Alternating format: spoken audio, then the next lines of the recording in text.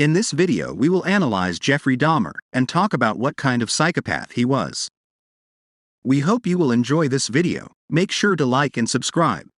Jeffrey Dahmer, the serial killer, sex offender, necrophiliac and cannibal who brutally murdered 17 young Milwaukee men in the late 70s, 80s and 90s.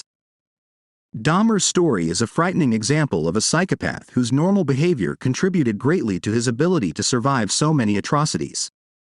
However, even this facade begs the question of how a person who outwardly seems completely normal can commit such scandals of violence. We want to look into their eyes to see why they are like that. We want to understand the psychology of a serial killer. As a society, we don't want to believe we have psychopaths and serial killers. And somehow we have. In 1980, Canadian forensic psychologist Robert Hare created a basic list of 22 traits that you can use to diagnose psychopathy. The list is still the most widely used by experts. The list includes things like superficial charm, grandiosity, pathological lying and deception, impulsiveness, tendency to boredom, lack of remorse, lack of realistic long-term plans, parasitic lifestyle and inability to take responsibility. When most of us think of the term psychopath, these characteristics pretty well describe the images that come to mind. A person who is full of himself, ignorant of the emotional reality of others, deceptive, manipulative and self-centered. Things get a little complicated when you realize that there is still a clear distinction between being a psychopath and being a serial killer, even though the two distinctions often overlap. Contrary to what many of us believe, just because someone is diagnosed as a psychopath does not automatically mean that they have the ability to kill. And vice versa. Just because someone is a serial killer does not automatically make them a psychopath.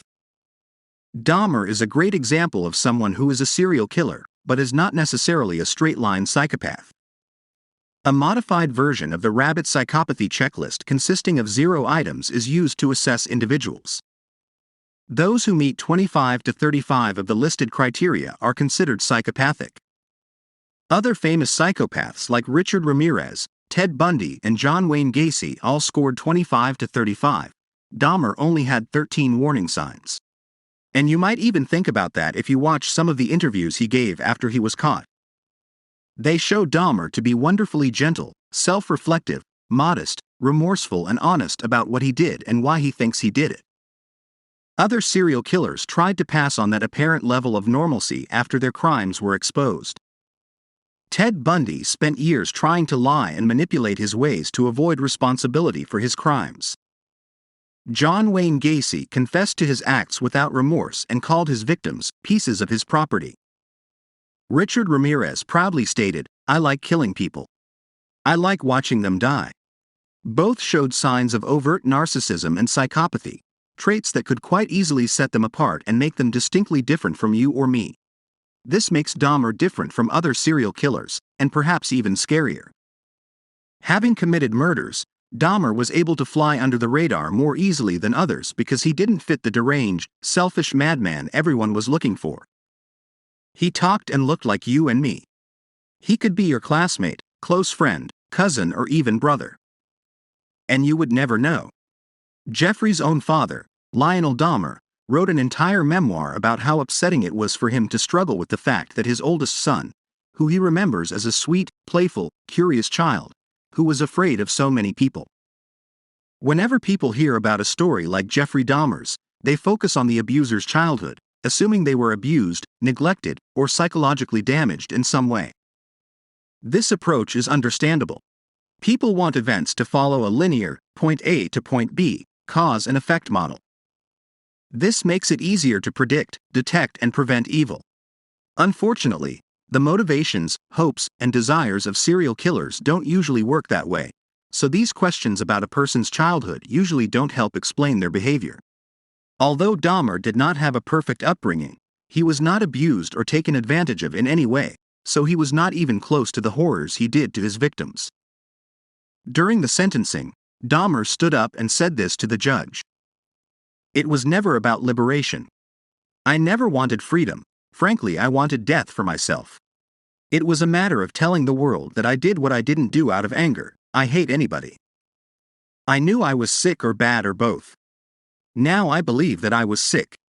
I know how much damage I have caused. I tried everything I could to make amends after his arrest, but no matter what I did, I couldn't undo the terrible damage I did. This quote sums up the questions we all ask. What is the disease that makes serial killers do what they do? And how could someone who seems so stable make such insidious insults to humanity? Experts have learned that the desire to cause extreme harm to others is more often a mysterious dark desire that comes from deep within the person, not something external as we think. Dahmer described this desire as a compulsion, which he said began to awaken in him around the age of 9 or 10 years, when he became fascinated with the body of a lifeless crab found on the beach. Over the next few years, Dahmer's compulsion grew and he began dissecting other small animals, including dogs and cats, saying he was fascinated by the inside of their bodies. In early adolescence, these desires changed from animal to human. Dahmer heard no voices in his head telling him what to do. He did not act out of impulse or revenge. He went on secret, premeditated missions, grinding on strangers with the sole purpose of doing them cruel atrocities.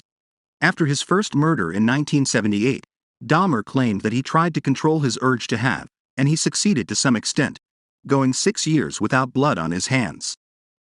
But he, like all others of his kind, could hold unbridled lust for so long. One framework that psychologists use to classify personality traits is called the 5-factor model. It divides the personality of a person into 5 main pillars: extroversion, comfort, conscientiousness, neuroticism, and openness to experience. The combination of these characteristics most often used to describe a psychopath. A psychopath is a person with low agreeableness and conscientiousness and high neuroticism.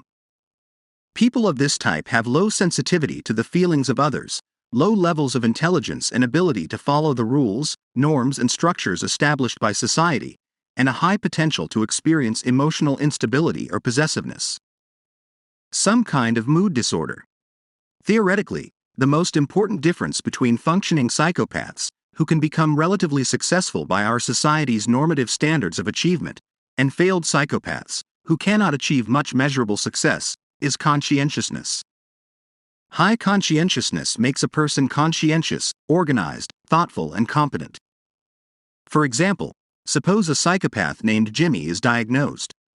Jimmy has low empathy for others, a tendency to lie and cheat, and a great sense of self. In almost any professional situation, these psychopathic traits would make Jimmy disliked and untrustworthy in the eyes of coworkers and employers, putting him at a disadvantage.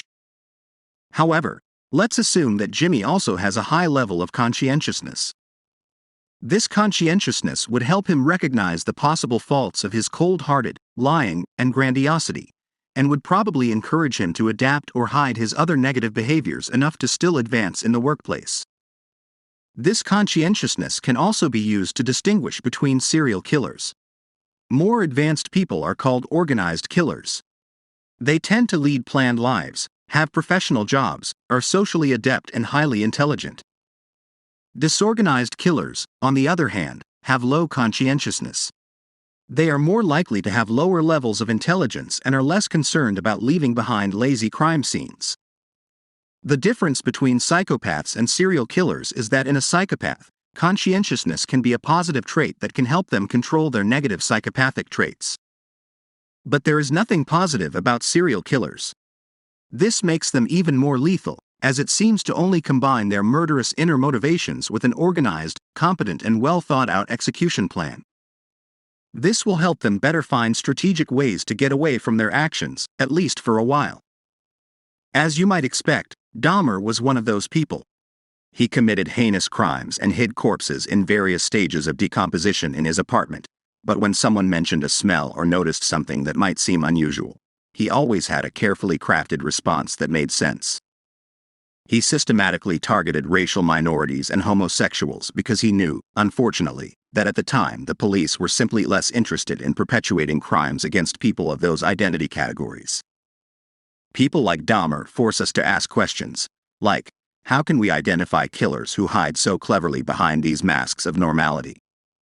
And I think that's where there's so much intrigue about both psychopaths and serial killers, The idea that anyone around us right now could be the next homicidal maniac while watching this video. You may be haunted by the possibility that one of your neighbors, a close friend, or even a family member could be one of those people, with hidden dreams of hurting others. In the words of Ted Bundy, we are your sons, we are your husbands, we are everywhere. Thank you for watching this video. Like and subscribe. See you next time.